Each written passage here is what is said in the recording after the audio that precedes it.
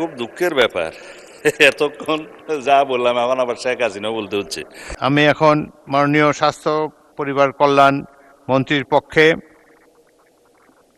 স্বরাষ্ট্রমন্ত্রীকে Sheikh Hasina medical বিশ্ববিদ্যালয় খুলনা সংশোধন বিল 2026 উত্থাপনের অনুমতি প্রার্থনার জন্য আহ্বান জানাচ্ছি। স্পিকার, খুব দুঃখের ব্যাপার। এতক্ষণ যা বললাম এখন আবার শেখ হাসিনা বলতে হচ্ছে। আমি সালাউদ্দিন আহমেদ, মন্ত্রী স্বরাষ্ট্র মন্ত্রণালয়, মাননীয় স্বাস্থ্য ও পরিবার কল্যাণ মন্ত্রীর পক্ষে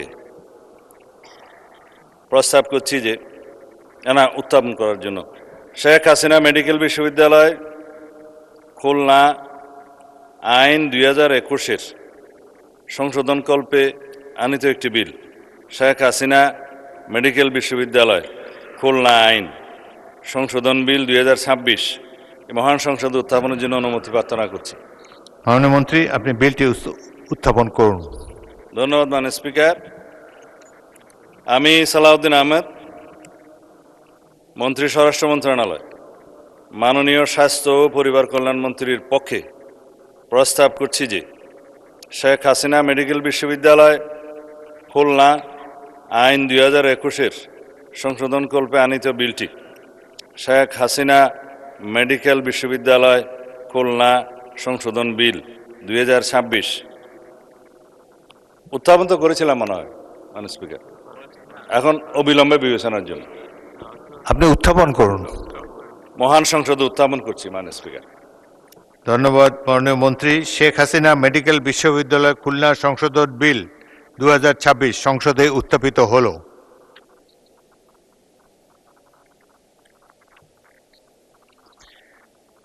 আমি এখন মাননীয় স্বাস্থ্য ও পরিবার কল্যাণ মন্ত্রীর পক্ষে স্বরাষ্ট্রমন্ত্রীকে সংসদে উত্থাপিত আকারে শেখ হাসিনা মেডিকেল বিশ্ববিদ্যালয় খুলনা সংশোধন বিল 2026 অবিলম্বে বিবেচনার প্রস্তাব উত্থাপনের জন্য আহ্বান জানাচ্ছি।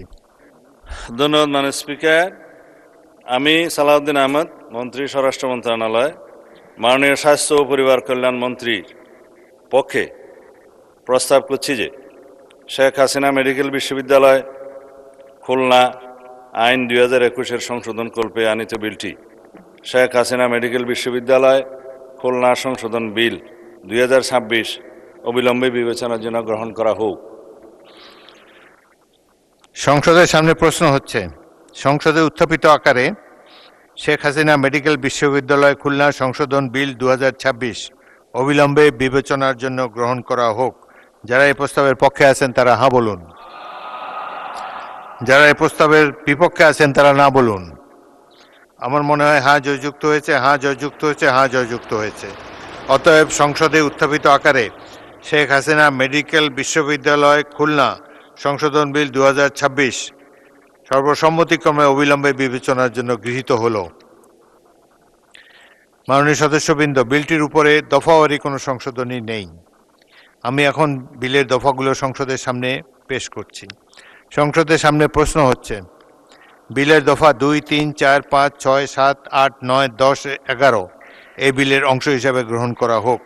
যারা এই প্রস্তাবের পক্ষে আছেন তারা হ্যাঁ বলুন, যারা এই প্রস্তাবের বিপক্ষে আছেন তারা না বলুন। আমার মনে হয় হ্যাঁ জয়যুক্ত হয়েছে, হ্যাঁ জয়যুক্ত হয়েছে, হ্যাঁ জয়যুক্ত হয়েছে। অতএব বিলের দফা 2, 3, 4, 5, 6, 7, 8, 9, 10, 11 এই বিলের অংশ হিসাবে গৃহীত হলো। সংসদের সামনে প্রশ্ন হচ্ছে, বিলের 1 দফা বলবৎকরণ দফা, প্রস্তাবনা, প্রবর্তন এবং শিরোনামা এই বিলের অংশ হিসাবে গ্রহণ করা হোক।